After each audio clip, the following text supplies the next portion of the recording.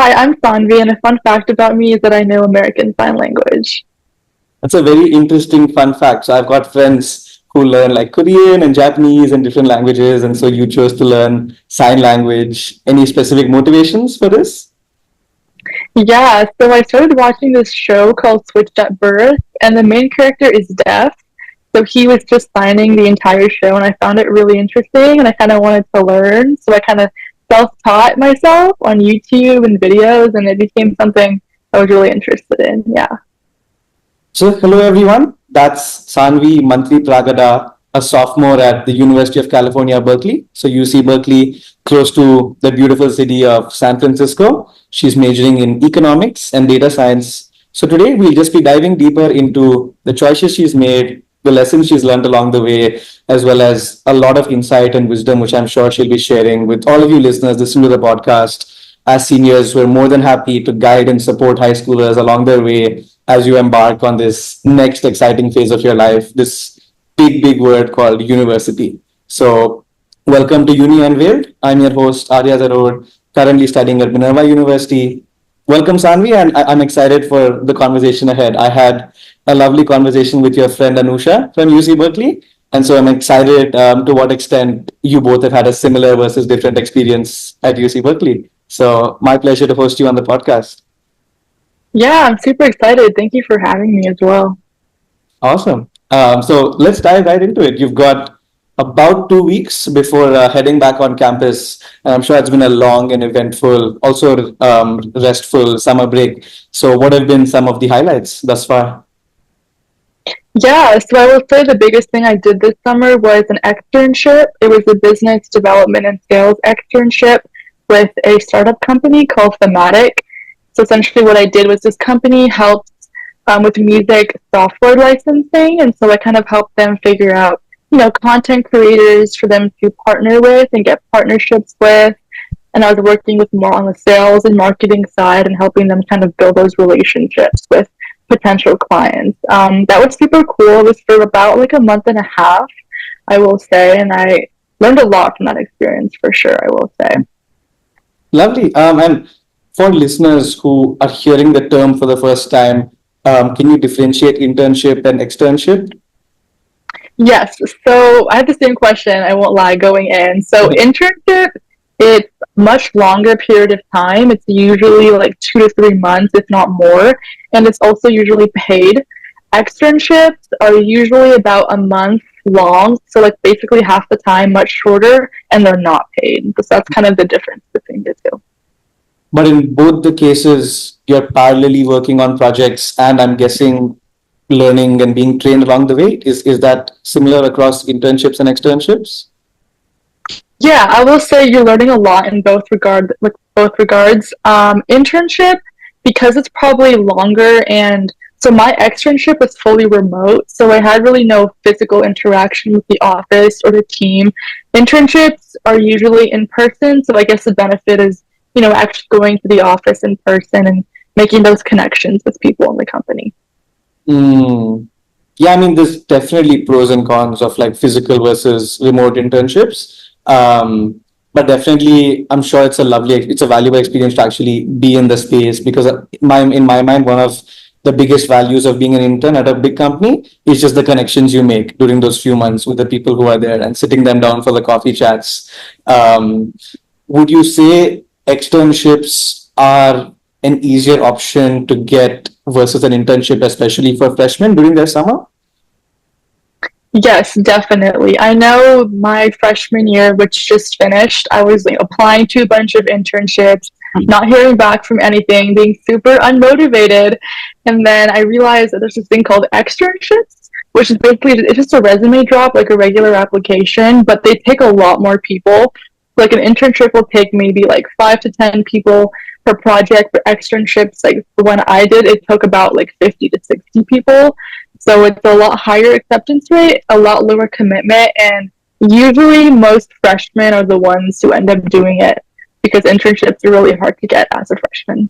Mm, yeah, internships are a big number game, especially as a freshman. I've had friends who put in like so much effort over months, and they applied to those 300 internships, and you hear back from much less. and you finally end up getting like one or two. It's a big numbers game.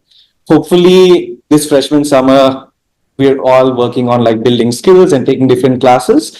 And so hopefully that sets us, like, let's say in my case, in your case, that sets us up better for like sophomore summer and actually getting that internship through valuable experience we've gained over 2 years plus one summer. So I also just wanted to check in. How do you feel about the second year and any big intentions or goals you have for the second year at UC Berkeley? Yeah, so I will say, first year was big about exploration, finding what I was passionate about wanting to do.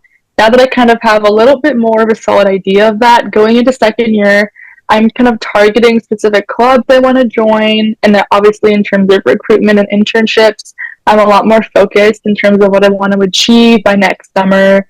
And then obviously, like going into the second year, I'm taking more upper division classes for my majors. And so obviously, staying more focused on what I wanted to do, and the classes will get harder. So making sure I'm kind of on top of that as well. Hmm. And leading off of that, if I had to challenge you to describe the first year at UC Berkeley in one sentence, what would that one sentence be?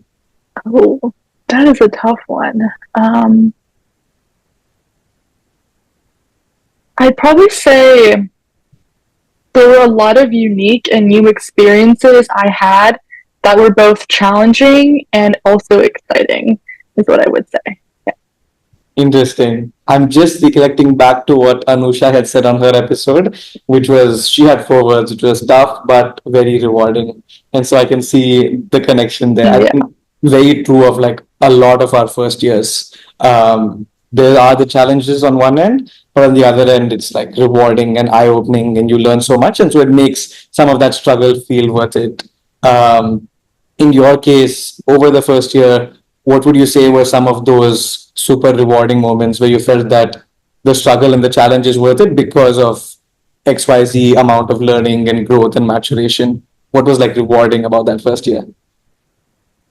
Yeah, so in terms of specific kind of tangible moments where I realized like this is all worth it, this is gonna sound really like, oh my god, what? But honestly, getting into a club at UC Berkeley, like I don't know if you've heard, but acceptance rates for clubs is like less than 10%. It's very, very difficult, especially for consulting clubs. And as somebody who wants to go into consulting, it was really tough. It's like a 4 round interview process just to get into a club. So when I got into one, and that was super like, wow, like I'm actually not stupid. Like it was kind of rewarding. Um, I guess I would say that for more like general like rewarding things, I would say I reward myself a lot more now just for keeping up with the pace, like the kind of lifestyle at Berkeley, making sure I'm on top of what I want to do and when I want to do things. It's more of like a general overview of something I'm proud of. Yeah. Mm. Clubs are super competitive at Berkeley and at a lot of big universities. So it's not like you got into the university and then you have access to these 100 different things. There's still that intense application process, which honestly feels similar to like a university application in terms of you said 4 interviews. That sounds very rigorous. Do you want to touch on any sort of tips and tricks for somebody to put themselves in the best position when applying for a competitive club? Yeah, for sure. So these clubs will take your resume. Like that's the first thing they look at. So going into high school, people usually don't have a sorry, going to college, people don't usually have a resume like they've already had. So getting started on building your resume like right out of high school is super beneficial. So you kind of have that ready to go, ready to hand. Once you kind of make it past the initial resume screening, a lot of the interviews. So I'm going to talk about consulting specifically. I did mostly consulting clubs. They're like case interviews, and casing is where you're like given a business problem and have to kind of talk about your solution and like do it very impromptu. So working on public speaking is very, very important, honestly, for any club. Making sure you're likable as a person goes far beyond the numbers on your resume, because at the end of the day, these people are putting you in a club with them if they like you. You can be like a 4.0 A plus student but not be a likable person. So making sure that you're fun to hang out with, maybe you're funny, you're kind, you're supportive. So I will say being a good person and showing that is honestly more important than your grades. Another challenging question I want to ask you. I'm very curious what you have to say for this. there's no formula to sort of being like a likable person. There's a lot of different things that come into the mix, but ultimately, like in terms of the effect, even like in your case and my case, we're very clear that we know certain people who are extremely likable and some people who are much less likable. And this has come up a lot on the podcast as to in university being likable to professors, being likable to peers, to seniors, to alumni will help you get the foot in the door. And aside from the grades and all of that, anything you'd like to say about? I mean, I don't want to approach it as like something where there's a formula and you do these three things and you become likable. But anything you'd like to say on how someone can work on being a little more likable? Yeah, I had the same thing, like same concern. I was like, how do I make myself interesting to people I don't know? Yeah, you're right. There is no formula. I think it's more about capitalizing on the skills you currently have and using that. So, for example, I have a friend. She's so funny, hilarious, and so she's used that and like humor and making jokes to appeal to other people. Someone else, my other friend, he's not exactly like a funny person, but he's a very like supportive person, and he's a great listener. So we'll ask a lot of questions about other people and kind of give that support to other people. And so honestly, you shouldn't make yourself like change yourself just to get into a club or just to get into a certain group, but find like a part of yourself that's really important to you or that you really notice that, oh, like I'm a really XYZ person. Let me try to use that as an advantage to make myself a more likable person to a group of people. Yeah. What was that in your case? Ah, interesting. I would say I'm a very like bubbly and optimistic person. Like when I talk to people, I come off as very like interested, super high energy all the times, and so I use that to my advantage when talking to people. I'm not exactly like a super funny person off the bat, so I didn't want to use like make a joke that like no one laughed at. So like I was very like high energy, curious with people. I think that was what made me likable. I don't know. I hope, but yeah. Yeah, I mean, I know it's just been a few minutes into the conversation, but I completely agree with the bubbly and the optimistic side, just in terms of the type of energy I've been receiving from you on the episode so far. So I think that that's a great direction to go into. And everyone has those. Everyone has those few things that make them unique as a person. Like some people aren't super funny, or some people aren't naturally very warm, but they could be great listeners, or they could be like very analytical. And so, like showing that side of yourself on an interview or when interacting with other people, I think just becomes very important. And very difficult to fake some things is what I'll say. Like you can work on, let's say, a skill like humor, but generally, in my experience, people can see through it when you're faking or you're trying too hard. So I guess what I'll wrap this section up with is just saying authenticity, and like people will like your natural and your true self more than anything else, more than like what you think they want you to be. So yeah, lovely. Would love to talk about the interesting subject combination you're pursuing at Berkeley, which is a mixture of economics and data science. Where do you see the intersection between these two fields? Yeah, so going into Berkeley, I got in for economics, and that was something I knew for sure I wanted to pursue and kind of keep going. Now, a few months into my freshman year, a lot of people were talking about, like, I did a lot of coffee chats with upperclassmen to understand what classes to take, what kind of structure they're following. And I want to say, like, 95% of them said that you should pair econ with data science. And I was like, okay, like, why? Like, what's the need? I don't really love computer science. Is DS any different? And they were saying, like, pairing data science with honestly any major is super, super useful because you learn a lot of, like, basic tech skills that you can apply in any software company or tech company. And this actually, like, hit me personally because I'm like, I do kind of want to go into tech eventually, like, in the long run. And so having these basic coding skills, data analytics skills, would definitely come in handy. And so I kind of thought to myself, like, let me just pair the two together. It would be a good combination of like more philosophical with econ and more like thought process thinking with more technical hands-on coding with data science. And that combination I can see myself really thriving in down the line. I'm also going to be asking you some very basic questions in the episode, but I feel like a lot of terms and concepts we keep throwing around on a daily basis. And like even in my case, when you say data science, I feel like I know what data science is. But I would also love to hear what data science actually is from a student who is studying it, just so in case there's any misunderstanding from my end, I'm clarifying. So the very basic question is, what do you actually learn in a data science course in college? Yeah, honestly, great question. I was the same. I was like, what is data science? Is it just computer science? Like, am I just going to be coding? To break it down really simple, like the definition I would give you is it's analyzing data, like numerical or categorical data, and making informed decisions about that data. And so to go to more specifics about what I learned, so in my classes, I'm learning the basics of coding languages. So I learned basics of Python, of SQL, and then I think Java is going to be coming up soon. So you learn basic coding, but not just coding, you learn how to apply your coding skills to extract data. So you'll do projects, for example, where it's like you're taking a specific amount, like of the numbers or data from a chart, like maybe like a baseball team has a game, and so you take all the player stats, and then you analyze, okay, so which player should we keep for the next round? Like who's doing the best?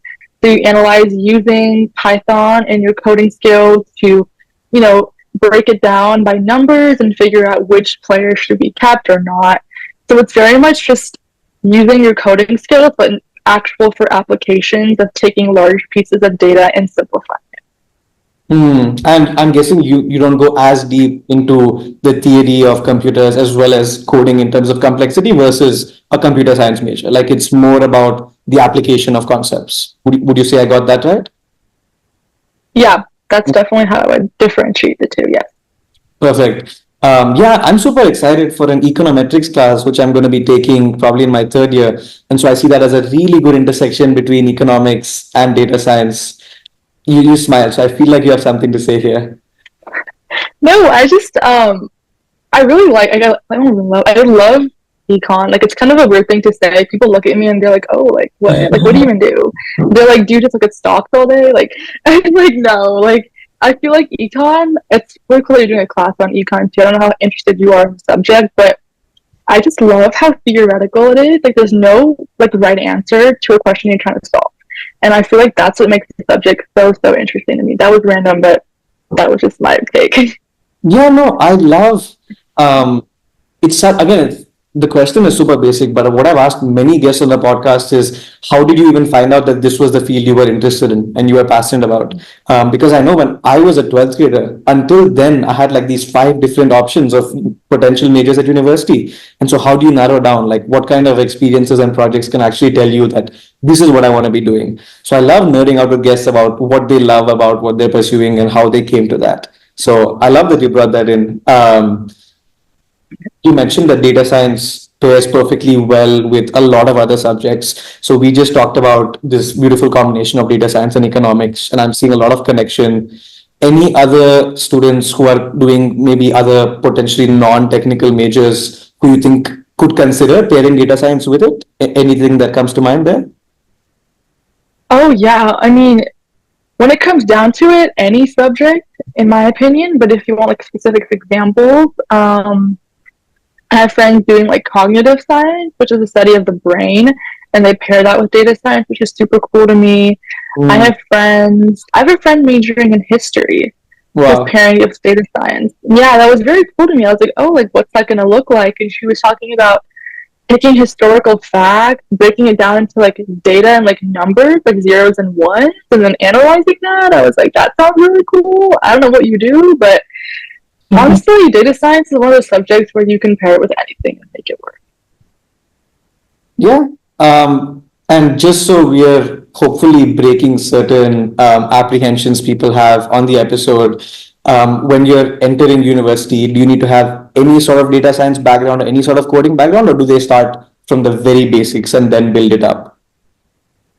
Do you mean in terms of the classes? Like, how do they start out in college? Yes. Yes. Okay, yeah. So you don't need to have any knowledge. I guess for me it's a bit different. I did do some coding classes in high school, but my first data science class was last semester, and it's straight from the basics. People like you don't have to know coding at all, so don't worry about being behind or anything. Don't take summer classes before college, like your senior year of high school summer. Just enjoy. Like, don't stress about colleges. But yeah, they start from the basics. Yeah, no, I'm really glad you brought that in, because I think college is really the time to experiment and see what it is you're passionate about. And I have so many people who came into Minerva, and this is from my seniors, who were so sure about doing this specific major in the arts or in the social sciences, ended up taking a computer science class as an elective and then loved it so much, and now they're proper technical people. And their major application, of course, was we don't know how to code. But I think most colleges will start from the base, and so they assume you have like zero background in the subject. At Minerva, even economics is the very same thing. So if you've never studied economics before, the intro class will teach you right from the base up. And so yeah, I think that's the value of electives, and taking those classes outside of your potential major. Because I genuinely feel like whatever you think, however clear you think you are about what you want to do in the future, I think first year of college changes so much. And I've had people make these drastic major shifts, which are just unexplainable. But they happen, and they happened because someone just tried and like sort of got their hands dirty. So yeah, on on a very high level, you're doing a double major, economics and data science. A lot of people, I think there's a lot known about the pros of doing a double major. A lot of people are interested in doing this as well as this. And a lot of my Minerva seniors also cautioned me about certain important things to keep in mind and certain limitations and drawbacks of doing a double major. So, on a high level, as general as we can keep it for our audience who is potentially thinking of doing a double major, what are overall pros and cons? Yes. So pros, I would say for one, it's the plethora of classes that you have the opportunity to take.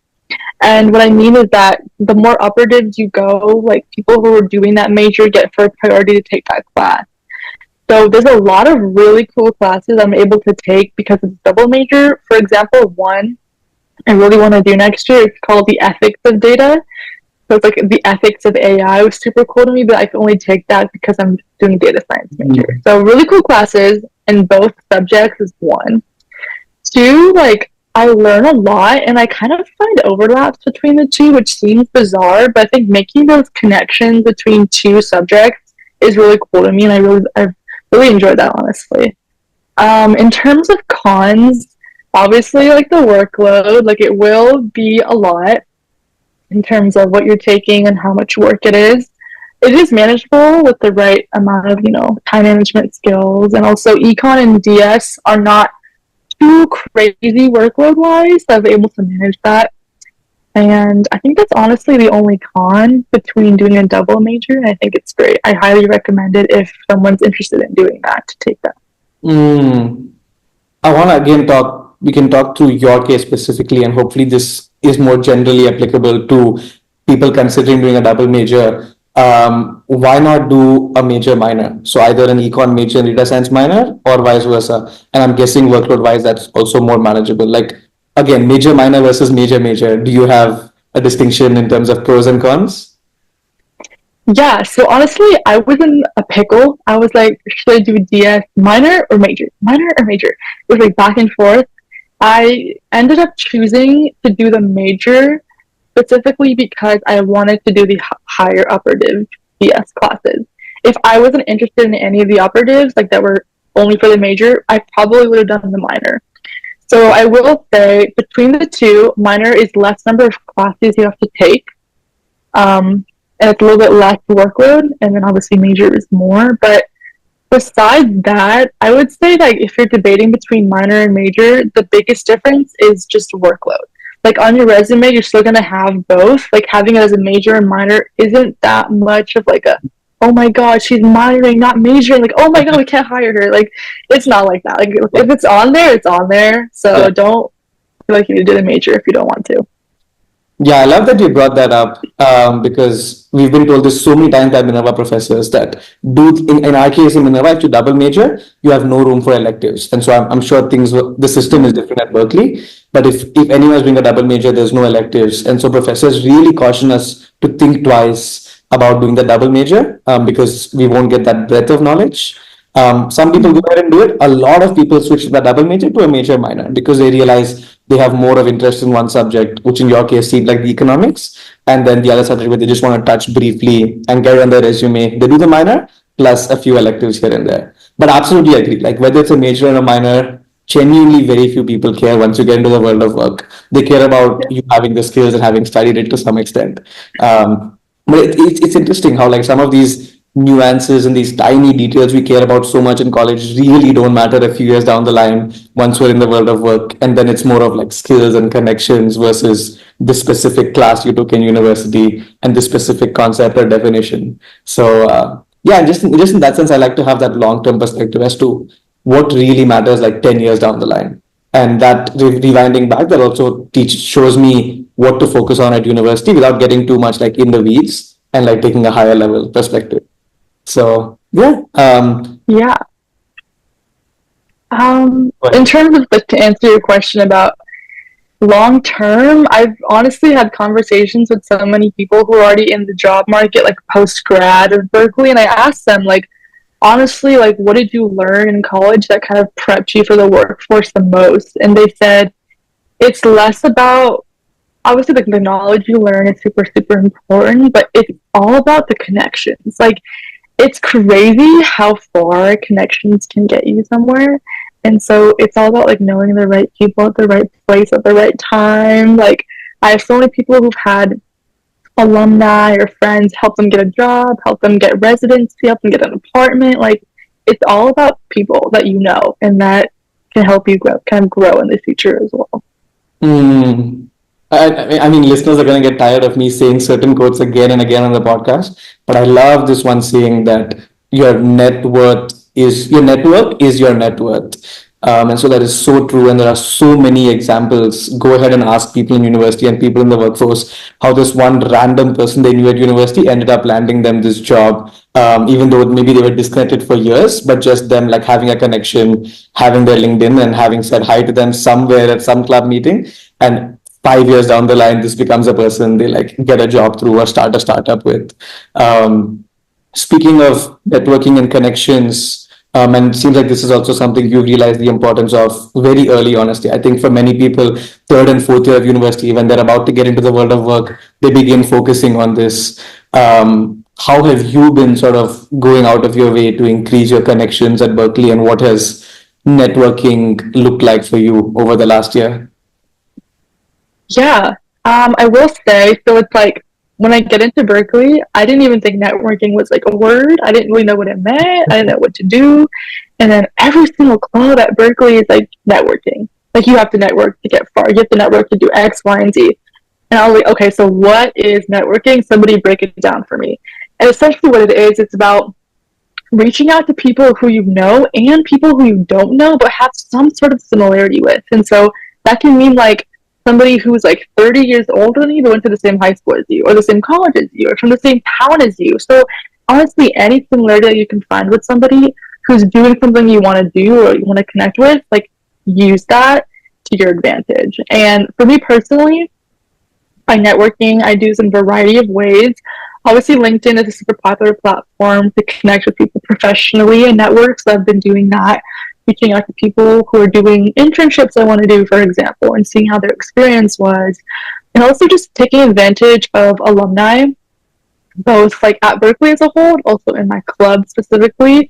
Alumni at Cal do crazy cool stuff. Like it's insane what people do and graduate and do. So honestly, I've been using that to my advantage, kind of figuring out what people are doing post grad, how I can connect with them, doing coffee chats with them, kind of like that, emailing them, and genuinely just not being afraid to reach out to anybody and everyone is the biggest kind of advice I'll say. Like, just send a text or just send an email. The worst they can do is like not respond, but I think it's worth a shot if you're really interested. The worst case scenario is the current scenario. Like you email 10 people and no one replies, and that's your current scenario. The best case scenario is potentially like through the roof. Like you have no idea what the best case scenario could be. And so, like, I love this concept of the risk versus reward. I think someone calls it like asymmetric risk, where the downside is so low and the rewards are potentially through the ceiling and unlimited. Always worth it to invest in like such activities. I guess the simplest example I'll use of networking is this podcast itself. And so many of the speakers who I've had on the podcast, I got through a friend of a friend. Like we have no connection. I got your contact through a friend of mine at university who knows you.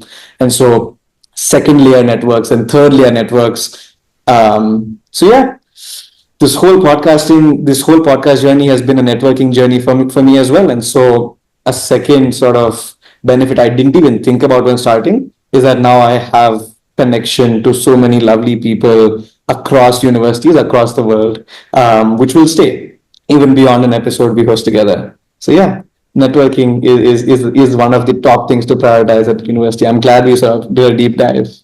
Um, what has been so far one of the most enjoyable aspects of attending UC Berkeley, and what's been one potential limitation or drawback or something less pleasant about the overall experience at Berkeley? Yes. So one of the most pleasant things or things that I really enjoy about Berkeley is how active everyone and their mom is. Like you walk on campus and there will be like protests on the right, people tap dancing on the left, someone like driving a car on like it's like crazy. Like there's always something going on and off campus. Like Berkeley as a city is very, very high energy. And Mm. as a big population school, people are always walking around doing cool stuff. And so I'm never bored.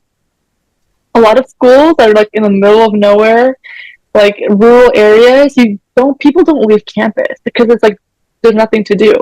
Berkeley, I love it in that way. It's like there's always something to do. I'm never bored per se. And if I'm bored, I'll just walk outside and like find a festival going on. Like it's crazy. Like it's really nice how many things that there are that you can do on campus. Um, in terms of one thing that's a bit on the downside, it's probably talked about a lot, but the safety of UC Berkeley, it's not the best. There are a lot of police officers in the area who are always walking around and making sure students are safe. But we have this app called UC Berkeley Warn Me, which is where we get like an email every time there's like a car breaking, like a shooting, a stabbing, like, and we get them like on a weekly basis. So it's a little bit concerning in terms of safety, but Mm. it's honestly like you have to just be ready for anything, be prepared, and just, don't go after hours at this time and just be aware of your surroundings. Mm.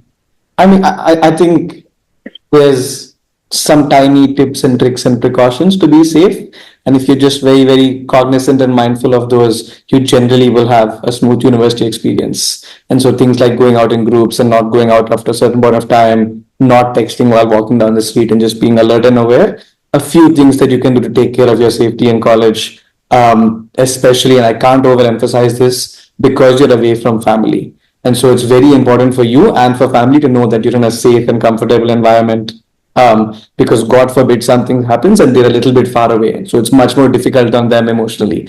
And so just being very, very aware and mindful, I think, is no harm for a university student, especially like an international student like me, where I'm literally halfway around the world from home. So yeah, want to also touch upon something which I'm sure might have come up at certain moments in the semester. You're studying around people who are probably among the best of the best. You've got the top athletes and you've got the top artists and the top programmers, just studying around students who are very inspiring, but that can also be sort of taken a negative way by some students, and sort of lead down this downhill path of imposter syndrome, which is a term we're all like familiar with at college. And so would love if you could share a little about your personal journey, if any, with imposter syndrome, any reflections and takeaways and anything you've learned about overcoming it along this journey. Yeah, so this is funny because I didn't even know what imposter syndrome was going into college. I was like, what is this weird term? And then as the months go on, I'm like, okay, like I think I'm feeling this weird term. And so I will say it's definitely a struggle because, as you mentioned, Berkeley is a great school with great students, like a top achieving student, and it's really, really easy to compare yourself. Something I have done and honestly still do. And so it's hard. I won't say it's easy. Like you'll see somebody doing your dream internship or doing like a quadruple major with straight A's, and it's like, how are you doing this? And it's like really hard to look at that and like feel motivated in a sense, like instead of demotivated.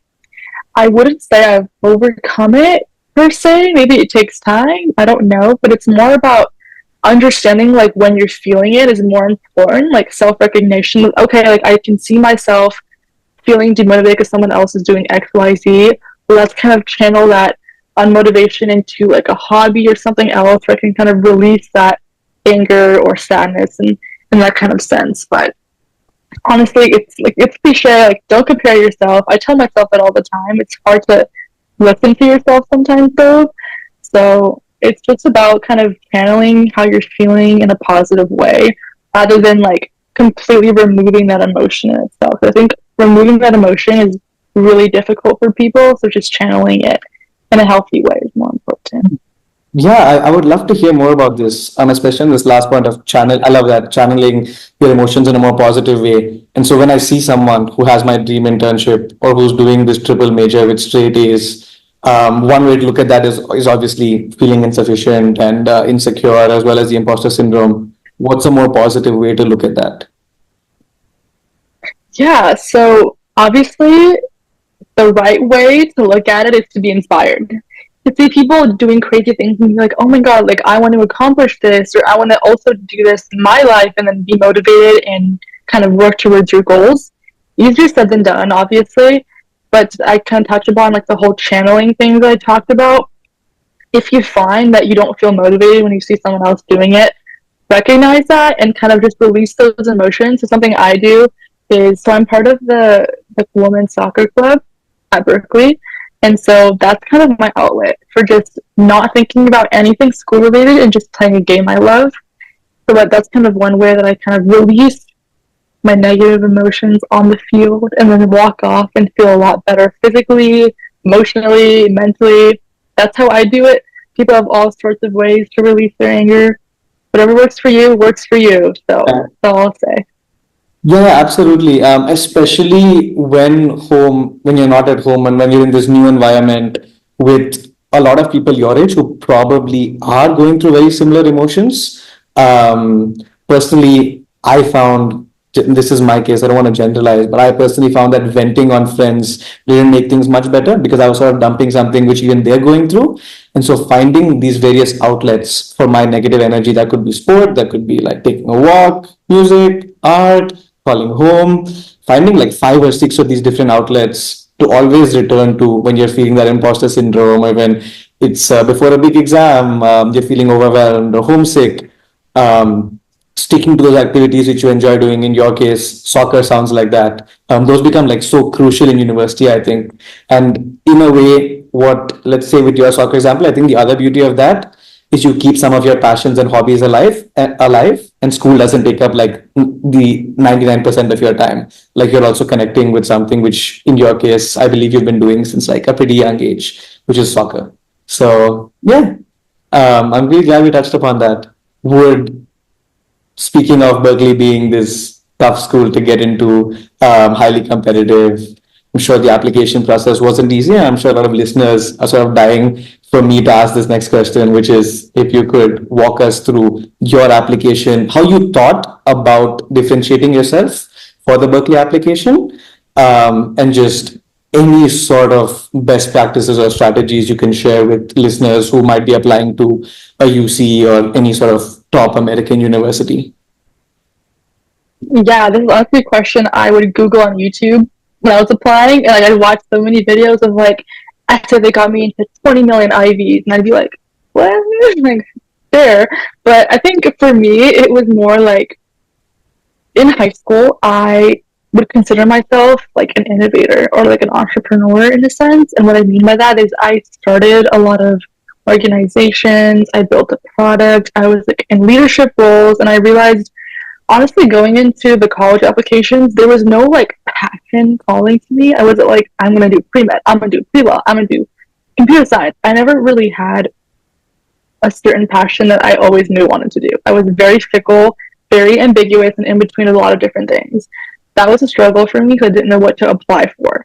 And then I realized, I sat down, made a list of all my activities, hobbies, and interests, and the common thread between all of them was being an innovator and entrepreneur, and I'm like, I can't major in innovation. And so I think for me, that kind of molded into business and economics. Those are the two majors I applied to all the schools with. And so in terms of my application, I think marketing myself as an innovator was what helped me stand out in a sense. Because, for example, I'll give you an example. In 2020, I started an organization called Say Smile, which is a nonprofit where we connect seniors in like senior homes to volunteers through like phone calls, card making, math making, virtual talent shows. Because during this time period, seniors were isolated physically and they could have no visitors. And seniors rely on physical interaction to make their day. Yeah. And so I kind of took this problem. This was a big issue, like for my grandparents particularly. I actually made it into not company, organization, and we like skyrocketed. And then 3 years later, we had mailed 500 plus cards, had partnered with 20 organizations. We were on 92.3 Bollywood radio station, if you know what that is. So, yeah, I think just to summarize, I didn't give too many details. I can definitely go into more depth about something, but marketing myself as a creator and innovator, as I think, is what helped me stand out for Berkeley, particularly as a school that's really big into startup culture and innovation and creation. That's what I'll say. That's absolutely where researching your college a little bit helps. A lot of colleges will give you like indications through their website or through the type of students you're interacting with as to what are some general positive qualities of students who go. So at UC Berkeley, we're looking at innovation and entrepreneurship and being like very agentic and starting things of your own. And so I'm sure that helped you also mold your application in a way that you seem like a great fit for that particular school. So that also becomes important. I think what I really enjoyed doing, in fact, before I was applying, was actually giving myself those few positive keywords or character traits, and I want that to come through in all my essays and extracurriculars as a thread. So that could be in your case, like I'm an innovator, I'm a problem solver, I'm a risk taker, I'm a creative content creator, I'm someone who is like patient, who has overcome challenges, anything which you feel like has been a common thread in terms of a strength in your life so far. I feel like bridging your extracurriculars and your essays in that sense really like gives you that holistic personality before you apply to the school. So I'm really glad we touched on that. Something which I'd love to pick your brain a little more on is essay writing. And so would love to dive into, if you're comfortable sharing, your personal journey with essay writing, and as well as, again, best practices and strategies for high schoolers listening who probably might be working on their applications right now. Yeah, I'll kind of walk you through what I did in my application process. So first thing I did, as I mentioned before, I watched way too many videos on YouTube of like what other people wrote on their essays, and I had like a mega document of like essay topics that other people did. It's not a bad thing to get information from the internet, but don't like copy their styles or think that this is the all worthy essay that you can never reach. Just use it as a reference or to give you inspiration. So the first thing I did, which most people I realized didn't do, but I did a lot of self-analysis. And what I mean is that I focused on, as you kind of said yourself, like those key buzzwords that I wanted to showcase in my essays, and I kept those in mind. So I quite literally drew a tree diagram or wrote like my extracurricular, like for example, I did speech. So I wrote speech, 2 lines. I wanted to highlight my public speaking and like leadership, and then like self-confidence and like communication. Like those were like the kind of key things I wanted to highlight from this extracurricular. I did that for all my activities, all my awards, everything. And from there I had an idea of like what are some common traits I see in all of these. I picked like my top couple for each prompt, and then I went into my idea creation. So for example, one of the prompts I wrote, I think for the UCs, like what's your greatest challenge that you faced? So I didn't think about ideas first. First, I thought about what kind of characteristics I want to portray.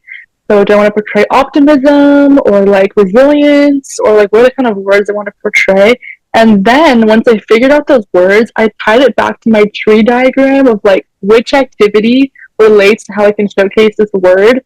And then I went into that activity and like figured out what challenge I kind of, this is super specific, but like what challenge have I faced that activity? And then I kind of went from there.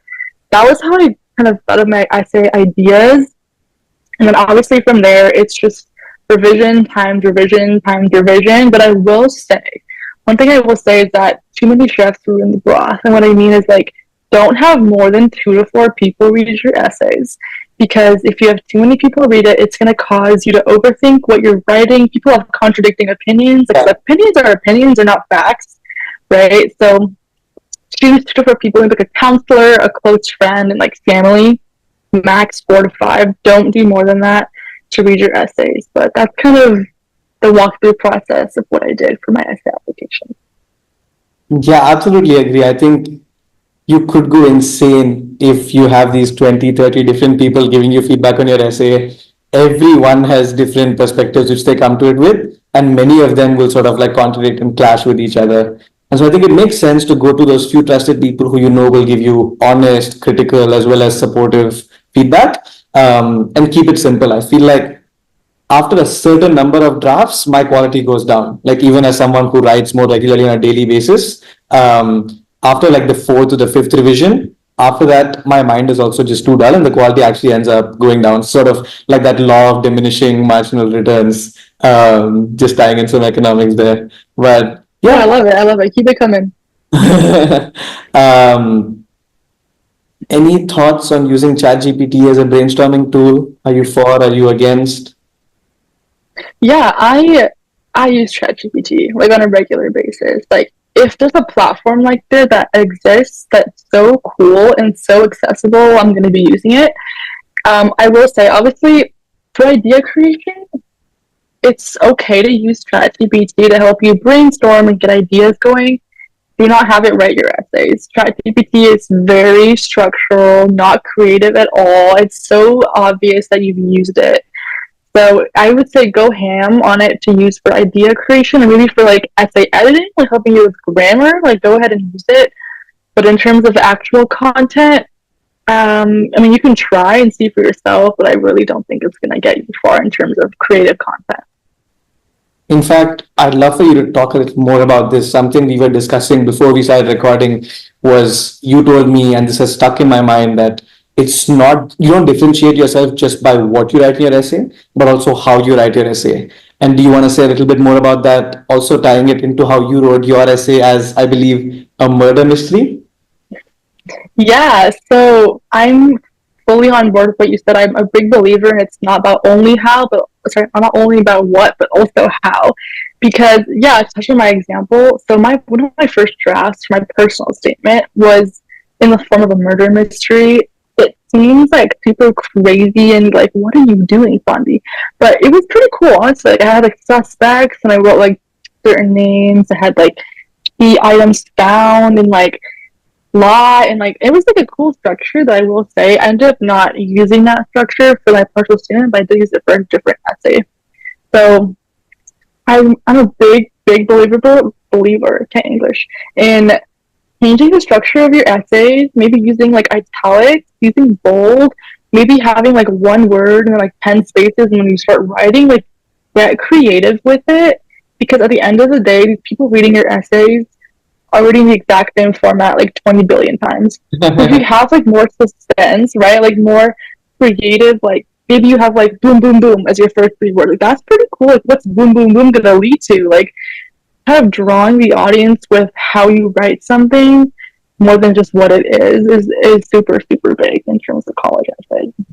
Yeah, absolutely. Our counselors, like all the sample essays they share with us, are all like very uniquely structured, and so you read it and it's like wow. Like the honestly, it should be sort of a page turner, just like a good book, where you feel like you want to go to the next line versus a more academic piece of writing, which we're all used to with our different university assignments and submissions. I think an essay should be much different compared to that. Um, I'm sort of curious to just quickly ask you, where did the murder mystery inspiration come from? Was this sort of from your own mind or another sample essay? Or This was actually from my own kind of, I guess, brain. I'm someone who I love horror movies. I love murder mystery novels. Grew up reading like Hardy Boys, Nancy Drew. That's just someone like that's just who I am. And so I thought to myself, like, let's kind of take my love for murder mysteries and try to see like make an essay out of it. And I did take a lot of revisions because it's not like an easy like, oh, like boom, murder mystery, like into an essay talking about me. So like it took a lot of time and inspiration, but in terms of how I got there, it's kind of just something that I'm really interested in and thought that maybe we can like try this out. And also on that note, I will say don't be scared to try out any crazy essay idea that you want. Like to start it off as a draft. Like people talk about how like pencils shape their interest for pre-med. Like it's crazy like the connections you can make with things. So just go crazy at the beginning and then narrow yourself down later, not in the beginning. Yeah, absolutely. Make yourself memorable when they went to that admissions officer who's reading hundreds of essays. Like, I think the question to keep asking is how will mine stand out? Why should mine be memorable compared to the other like 100, 150? And the essay is probably the best place in your application to get as much personality as possible. Like you have your grades, which are backing your academic rigor and your discipline. You have your extracurriculars, which are also quantified, which is another big tip, which we get a lot. Essays are like the most qualitative part of the application. They are the most ambiguous, and feel free to like have fun with them and be creative. I think like go outside the box. But I'm really glad we did a deep dive into that. Just before we talk a little bit more about the time you spent at UC Berkeley over that first year and get into some specifics, I would love to wrap up this first section of the episode. We've already touched on a lot of things and we did a deep dive into the application. I'm sure a lot of listeners are high schoolers in 11th and 12th, currently working on their applications, which is honestly an emotionally challenging time. Like it's filled with a lot of fear, anxiety, worry, negativity overall. And so it's not an easy time, those few couple of months. That time in my life was sort of what prompted me much later to actually start this podcast is creating more positive energy around university, which is this beautiful experience, like creating the vibe of curiosity and excitement for this journey ahead. So specifically to a high schooler who's currently working on the university applications, any one high level message you'd like to give to them before we wrap up this first section of the episode? No, of course. Like I will say doing my college apps, I think I shed more tears in those 6 months of my entire life. Like it is a grueling process. It's very hard on yourself. 100% understand and I agree. But to give you more motivational, like to help you kind of get through it, at the end of the day, it's gonna be worth it. Like the work you put in now, you're gonna be so grateful that you did that 6 months from now or 1 year from now. And as you said, university, it's so cool. I think during the college app process, it's very like, oh my god, like university, like they don't want me. Like it's more, it isn't about do they want you, it's do you want them. Change your mindset about make yourself like do these companies, not companies, sorry, I'm into recruiting, do these colleges fit me, not do I fit them. That's so, so important and understanding about yourself and what you kind of want for your future and to see yourself grow as a person in general. My college counselor kept telling me, instead of you chasing the college, have the colleges chase you. And so I thought he was a little insane. But then, I mean, days later, I was like, wow, I mean, that's a very ambitious idea. But like getting into that mindset changed a lot for me when working on it. Like, why should the college want me versus me wanting the college so desperately? But I think that's a lovely way to wrap up the first episode. Would love to fast forward a little bit and dive deeper into the first year experience at Berkeley. And so would love to touch upon a few specifics with you on that. One question which I wish I asked actually on more episodes is university is a time where a lot of students, the handholding is sort of let go from parents. So it's more of you as an autonomous adult making your decisions. Very, very easy, especially in a huge school like Berkeley, to be very distracted and sort of lie in bed all day and play video games versus study and work hard. And so would love to actually ask you, what's a dangerous trap / a bad habit that you see many of your peers around you getting into at college? And how do you sort of avoid that trap or habit or bad habit? Yeah, I think my answer is it's very niche, but and I'll put in straightforward it. Don't be scared of change. I think, as you mentioned, right, this is a new environment. The parents aren't holding your hand anymore. it can be scary for a lot of people. So I think I'll give you a few examples of what I mean by don't be scared of change. In a more academic lens, I think a lot of students come into college with a very preset mindset of I'm going to do this major, do these classes, join these clubs, and pursue this career. That's great that you know what you want to do. I personally never had that where I'm like, I'm going to do this and this and this. It was very kind of ambiguous for me. But I will say, even if you know exactly what you want to do and it's great, do keep your options open because you never know what opportunities college can give you. Give you a more concrete example, I have a really close friend of mine who was pre-law. 100% wanted to be a corporate lawyer. She knew that since like her freshman year of high school.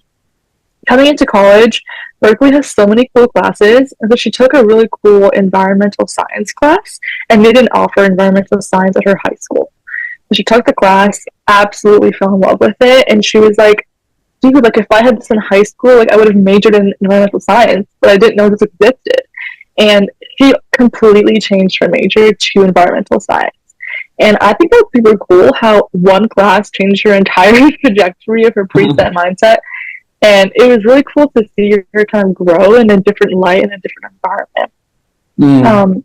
Also, I guess in a non-academic lens, just in generally in life, you will meet people with different perspectives, different backgrounds, different goals, right? Different priorities. And it's important to kind of, be open to people's new ideas and new perspectives. And honestly, just take change in an optimistic way. People will obviously be like, oh, like we should try doing X or Y or Z. And at first you'll be hesitant, totally normal. But you really need to push yourself just to try something at least once. Like if you're someone who really hates going out, for example, you're very like in your bed, very like to yourself, but you're given the opportunity to go out once, I say you should just go. Like just go once.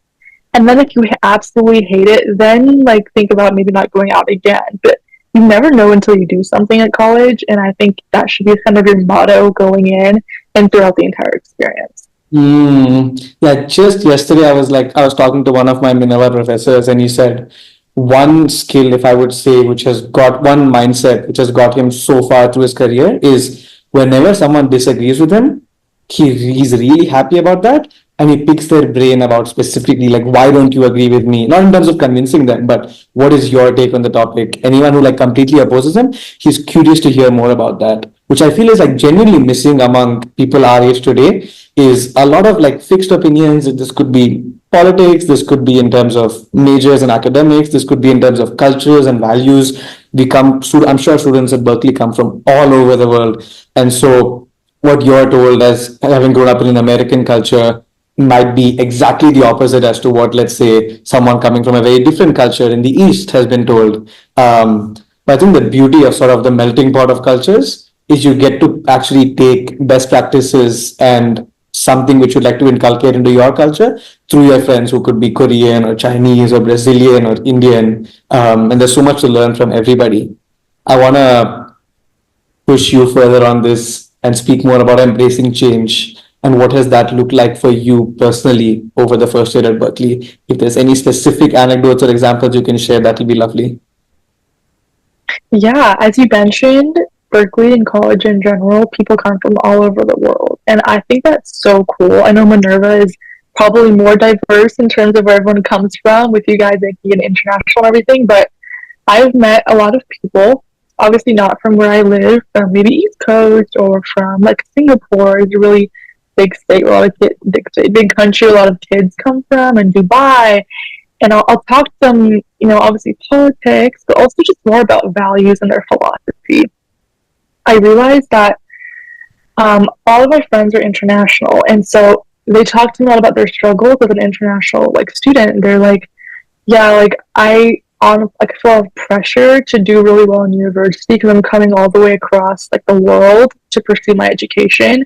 And so they feel this pressure to take every single opportunity and like excel and just do everything just because they're sacrificing so much to be where they are. As somebody who lives an hour away from home, it's very different for me. That pressure is still there, but not at the same kind or level as them. And this really opened my perspective and mindset about international students because In my high school, they were zero. In my middle school, they were zero. I was never exposed to kids from different countries. College exposed me to that, and it was really cool and eye-opening. I had a lot more empathy and respect for international students because of all the conversations I've had with them. And so that's probably one example I will say that really changed my perspective and opened up to people in general. Yeah. Another thing I've also been thinking, I really think I should be spending more time on the podcast discussing this. And I think it's very less known, especially to high schoolers and international students when they're making a choice about studying abroad. Is especially for students, even in a case like yours, but especially for international students going abroad, um, we view university as something which gives us a high quality education and a degree and access to clubs and internships and all these beautiful resources. I think in my case, probably among the top three things which Minerva has given to me has just been personal transformation, like 360 degrees, flying as a different person to San Francisco and then returning home a year later a completely different person, sort of like teenager to adult is how I would describe the distinction. And so I would love to do a deep dive with you on how you've seen yourself as a person grow and mature over the first year at Berkeley. Like what was Saanvi like when she entered Berkeley versus a year later when she came back home?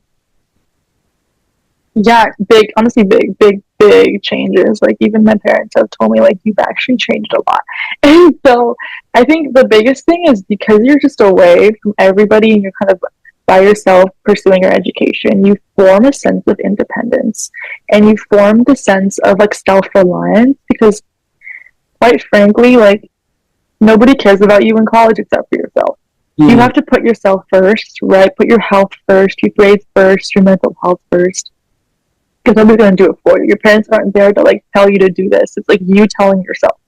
So because it's like you're on your own team. So I learned a lot about how can I take care of myself in that way. I think I formed good habits in terms of taking care of my mental health, my physical health.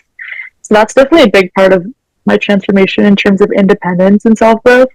Obviously, the second aspect of it is in terms of it academically. In high school, I was very like, I want to do X, Y, and Z, and this, and this, and I was not very like set on anything. And after a year of college, I think I was exposed to so many different careers that I'm now able to understand what I want to do more and have more clarity about the future and what I want to pursue, which is honestly something I thought I would never achieve, but I have, and that's really cool to me to see myself grow academically in that sense. And then obviously there's things I've learned, as you mentioned, like from other people, my peers. Emotionally, I've learned how to view things differently as well. And so definitely, I definitely have changed a lot over the last year at Cal. A Minerva senior told me that after the 4 years of Minerva, regardless of what you say to me today, the way you view what you thought of as home will be completely different, especially since we're going to all these different cities. And so, even just a year down the line at Berkeley, do you feel like the meaning of home has changed to you? And was there some difference when you actually came back home after that first year? It's funny you bring that up because I remember the first week back that I came home after the year ended, I was talking about Berkeley and I was like, oh yeah, like I left my toothbrush at home. And I was like, wait, like home? And then I meant like home as in Berkeley. And I was like, wait, what is going on right now? And my mom was like, Berkeley's not your home. This is your home. I got lectured. I was okay. But essentially, you're totally right. Like your definition of home will change. And that's totally okay. It's totally normal. I would consider my home here in Cupertino and also back at Berkeley. Like I have two homes.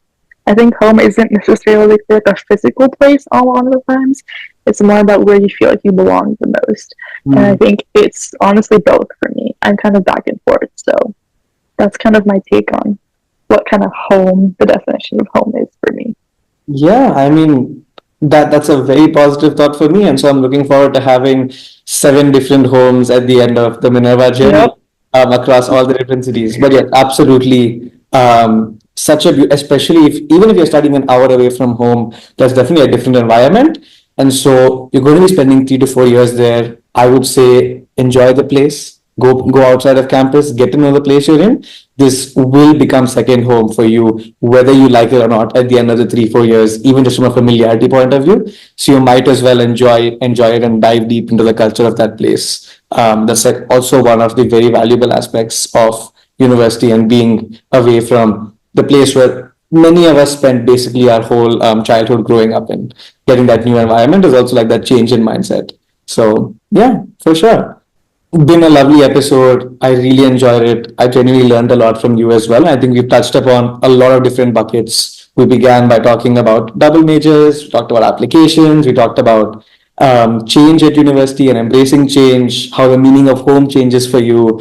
So, a lot of like super good insights and wisdom throughout this episode, which I'm sure listeners will take away.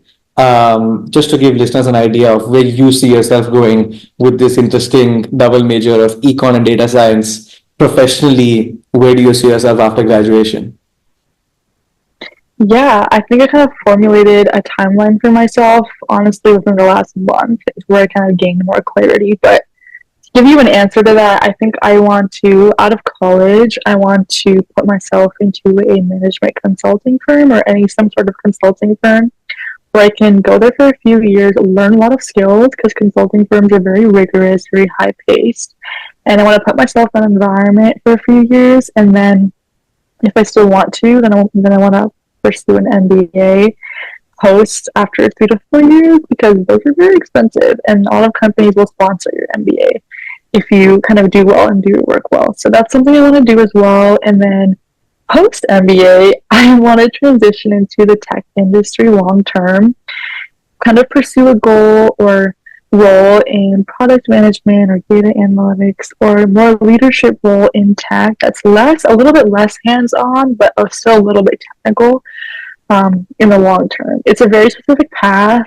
Maybe it'll change tomorrow, like who knows, but that's kind of what I want to do as of this moment. Yeah. That's probably honestly one of the most specific parts I've heard on the podcast so far. So I love it. Some people absolutely say, I want to do something technical, but I don't know beyond that. And these students are like even in second or third year, and you just in your freshman summer have a path. And so, I mean, genuinely, whatever works best for everyone. Some people love the structure, some people love to keep it open. So I'm excited where the journey takes you. We graduate in the same year. And so I'm excited whether at graduation the path for you remains the same if we reconnect in San Francisco. Um, as someone who's trying to get into management consulting, how are you during your Berkeley days, even over the next 3 years? How do you aim to like position yourself in the best possible way to, let's say, get into a management consulting firm after graduation? Like what activities are you investing in at Berkeley for the consulting profession? Yeah, for sure. It's such a difficult path, and so many people at Berkeley want to pursue the same path as me. So it's difficult. I won't lie, but in terms of what I'm doing at Berkeley to kind of prep myself for that career, I am in a consulting club at Berkeley. It's been really good in terms of giving me like the presentation skills I need, the public speaking skills I need, and the connections that I need. So the club has been great for me. Beyond the club, in terms of recruitment, since for consulting, the recruitment starts 1 year in advance. So this summer, recruitment has started for 2025 summer. So it's crazy how fast it goes. But I'm prepping in terms of like practicing with case interviews with friends, practicing behavioral questions online. I'll just Google like company XYZ behavioral interview questions, take a list of that, and kind of practice with myself. I'll film myself on my phone, kind of answering those questions, because at the end of the day, consulting it's about being likable. It's about having good public speaking skills and being able to present yourself in a good manner. And so that's a skill that I'm still working on and trying to improve. And I hope to be able to get that skill improved upon throughout my second year at Berkeley. Hopefully, and maybe this is more targeted to the Indian students listening who might come from an educational background where public speaking is sort of not so important. It's more of just sitting down and listening to a lecture, taking your notes and doing well on exams. I hope that university is a time in your life where you really invest in your communication and public speaking skills, which will take you so far regardless of the career you're pursuing. And so finding opportunities in university to speak, that could be at clubs, that could be in class, in office hours. At Minerva, we have our own traditions of, like, let's say Minerva Talks, where students will sort of get on a stage and talk about their life story for half an hour. So finding any sort of opportunity to improve your communication skills at university, I think super big payoff, worth investing into. Many of us just haven't trained those skills in high school, to be very honest. Like, even coming from IB, I felt like my public speaking was not very refined entering Minerva, and it's been gradually improving. Like, it's a very slow and steady growth over the years. So yeah, and especially important for consulting, as you said. I'm glad you've like identified that and are working on it. Um, as we begin to wrap up the episode, cannot let you go without our conventional fast fire round of questions, which is sort of just my way to make the episode a little bit more exciting and fast paced before we conclude. And also hopefully gives viewers interesting fun facts about yourself along the way as well. But if you're ready, we'll dive right into it. Yeah, let's get into it. I'm ready. Awesome. And so let us start with, we broke down data science as a field on the episode so far over the first year at Berkeley. From any of the data science classes you've taken, any one fascinating concept which you can just quickly define on the episode? Yeah, the first one that comes to mind is definitely binary tree recursion. It's a long mouthful, but essentially what it is, it's about solving a problem by breaking it down into smaller parts, kind of like in the form of a tree and then like tree branches. So breaking a problem down and then using those broken down pieces to solve a larger problem. I think it's super cool because you're turning a huge issue into like smaller issues into more manageable pieces through code. And I think that's something that's really been interesting to me as a future data analytics, hopefully. I love how so many technical concepts also have that philosophical point of view. And so this is like, when you were describing that, I said like this could be used for life problems beyond just technical problems if used well. So again, those like cross field intersections, which I keep going on about. Your favorite campus tradition at UC Berkeley? It's not a tradition, but every year we have a huge football game against Stanford, which is like our rival. It is insane. Like the stands are filled. People are watching it outside the stadium. I know last year it was at Stanford, and the year before it was at, it alternates every year. And I know when it was at Berkeley, when I was like a senior in high school, some of the students like brought a tree to the game and like burned it down because the Stanford mascot is like cardinal tree, so we're burning the tree. So like it's crazy how high the energy is on that day itself. So definitely the football game. Hmm. Yeah, lovely. Every university has those like fascinating traditions, and those become memories later on, and sort of interesting stories to talk about. So sort of diving into like what are the specific traditions of my university that are special, which I can make memorable, is like is crucial and worth investing into. Any one skill you wish you knew before entering university, and you can tackle this from a personal point of view or an academic point of view. Yeah, I think academic wise, this is super niche, but Excel, it's used everywhere with consulting and business and data. I have never used it before coming into college, so maybe having that could have been super helpful. Through a more personal lens, I think just more, self confidence, where it's like I got into Berkeley for a reason. I deserve to be here, and having that kind of acknowledgement of like I'm here for a reason, and I'm here to be myself and do my thing, and have that confidence in the back of my mind. Yeah, lovely. That's self confidence is always like a useful tool in the toolkit to take out whenever. Yeah. Uh, what's your favorite way to de-stress before a big exam or before a big interview slash assignment is due? Yeah, people will usually respond with like, "Oh, we can go for a walk," or "I'll listen to piano music." Dude, mine is like loud rap music. Like I need it banging in my ears, like high volume. Maybe because I'm an athlete and I just love that really high energy before doing something crazy. That kind of gets me going and excited almost. So put my favorite rap song, my favorite rap artist for a few minutes before something big to like I guess to de-stress in my way, and then I'll go tackle whatever it is that I'm doing. Okay, I'm sure certain listeners would be connecting and certain listeners think you're crazy, but both ends of the spectrum, I think it's totally fine. Uh, what's I asked the same question to Anusha, in fact, and so I'm curious what you have to say. But what do you think is the most underrated resource at UC Berkeley? I kind of have two parts to this. The first answer that I will give you is the people, the students themselves. Students, I have learned so much from my peers. Like, honestly, the same amount I've learned in my classes, but not educationally, more like in other manners. So, like, take advantage of the people around you. That is your biggest resource, I will say. Another one, more standard answer, is like the career center. I bought it for people who like were really struggling in life and needed like advice. I'm like, I don't need this. I'm fine. But I went for a meeting. Like, why not? It was so insightful, so helpful. I'm like, bro, I should have gone to this earlier. So besides career center, I would say more importantly, it's the people you surround yourself with. Hmm. I'm always sort of known for being the annoying person who goes and asks the two extra questions. But like I genuinely feel that doing that has unlocked many doors in my life, many doors of opportunity. Going ahead, asking the one extra question, being inquisitive. What more can my university offer me now that I'm offering it, like my time and like X amount Mm-hmm. of tuition? Finding those underrated resources on campus is like so worth it and investing into.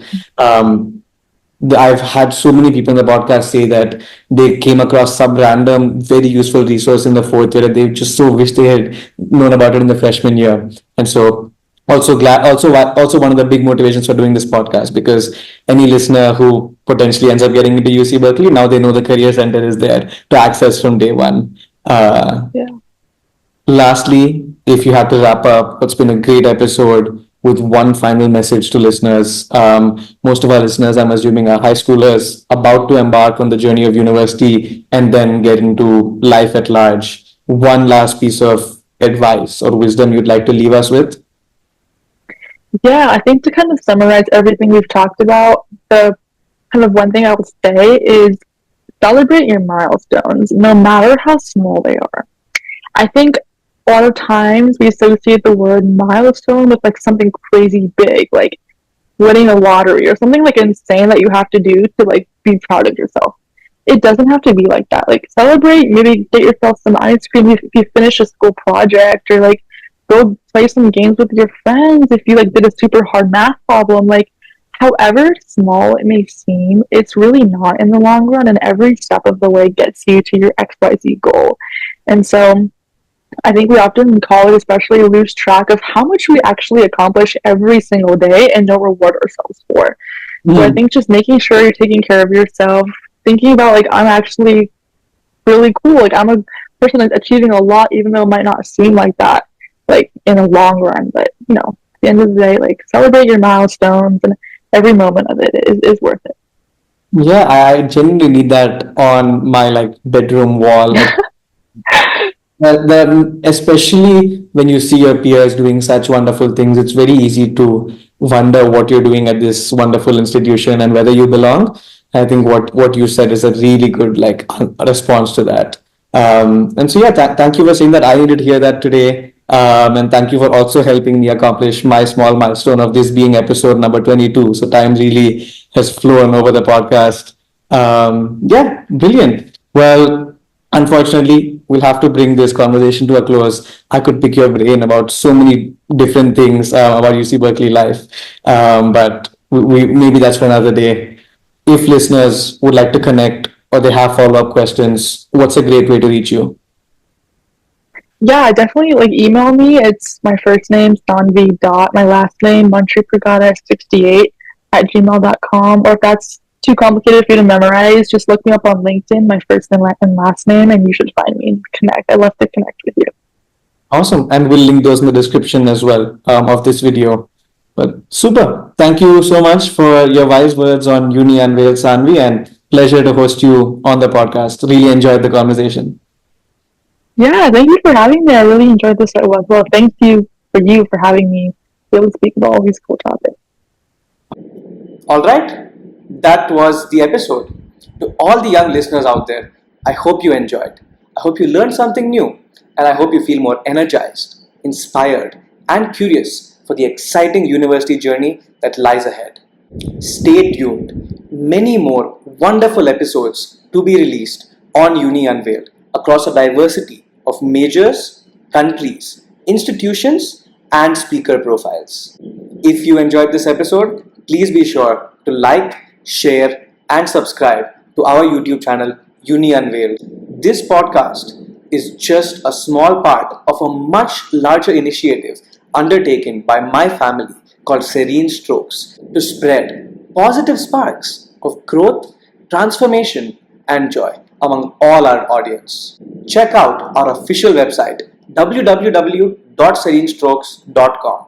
In the description and comments, please feel free to share other topics and questions which you would love to hear about from our different speakers on this podcast. Until then, take care and remember that this big word, university, may not be as scary or as intimidating as you think it is. Thank you for listening to Uni Unveiled.